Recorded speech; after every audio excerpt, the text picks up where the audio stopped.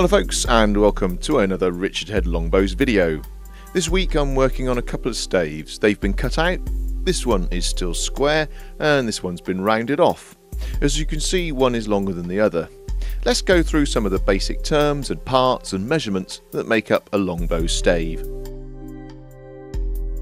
In bow making terms, a stave is the cut out and prepared piece of wood ready to make into a bow.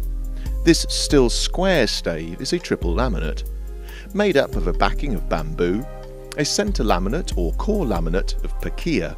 On top of that is the belly laminate made from lemwood. All these laminates have been glued together on a former and then cut out to the correct tapers, ready for roughing out. The handle is 4.5 inches long. The physical centre of the bow is 1 inch below the top of the handle. The handle measures 1.25 inches by 1.25 inches. Top and bottom of the handle, stretching from the static handle or riser section of the bow, are the Buchanan dips, a transitional slope from the handle into the individual working limbs. Buchanan developed these to create a non-moving handle section, thus reducing hand shock when shooting. The limbs then taper down to 5/8 of an inch square at the ends.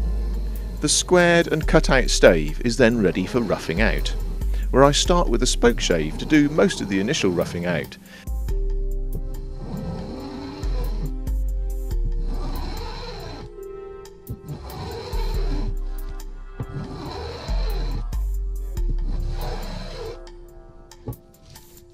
Basically making the square stave into a D section, meaning the shape you would see if you cut a cross section of the wood.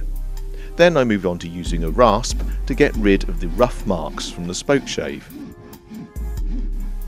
For a beginner, the parts of the stave and terms used in this video are the ones you're going to need to know.